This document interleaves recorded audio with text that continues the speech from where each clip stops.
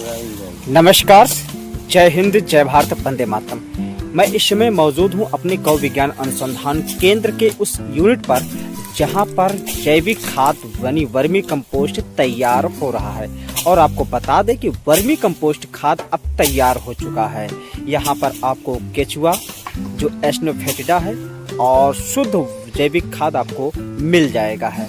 आपको बता दें कि गौ विज्ञान अनुसंधान केंद्र पर अभी कार्य प्रगति पर है। यहाँ पर गाय के विषय से जुड़ा हुआ कृषि, स्वास्थ्य, आध्यात्मिक रूप से, आर्थिक रूप से हर उन बिंदुओं पर रिसर्च का काम चलेगा जिसके लिए कार्य प्रगति पर है।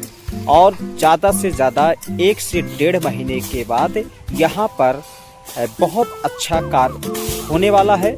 यहाँ आपको जब भी आप आएंगे तो एक अलग जानकारी वाला आपको विषय मिलेगा, चाहे वो कृषि के रूप में हो, स्वास्थ्य के रूप में हो, आध्यात्मिक रूप में हो, आर्थिक रूप से हो। यानी गाय का जो विषय बहुत बृहद है। अब अलग अलग विचारधारा के लोग हैं, जिसकी जैसी विचारधारा है वो उसी अनुसार गाय को रिप्रेजेंट करता है अपने सोशल मीडिया पर।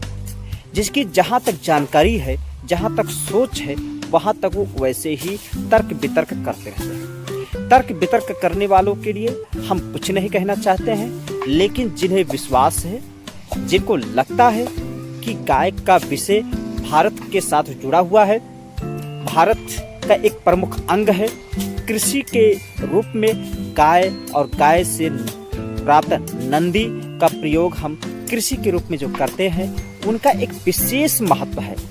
इसलिए गाय के विषय को हमें अगर धार्मिक रूप से हटा दें, धर्म से न जोड़ें, कृषि से जोड़ दें, स्वास्थ्य से जोड़ें, तो आपको बहुत सारी जानकारियां आपको मिलेगा।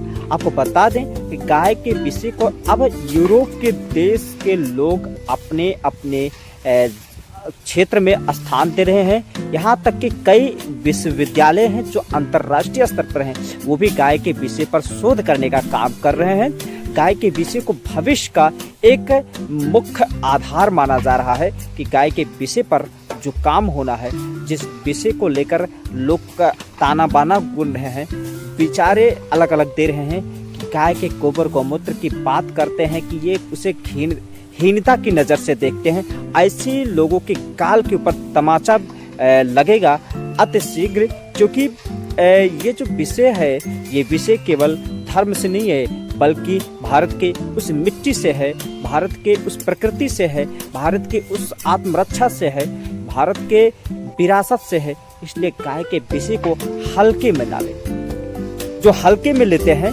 उन्हें कुछ कहना नहीं है, समय उनको, परिस्थिति उनको जवाब दे देगी।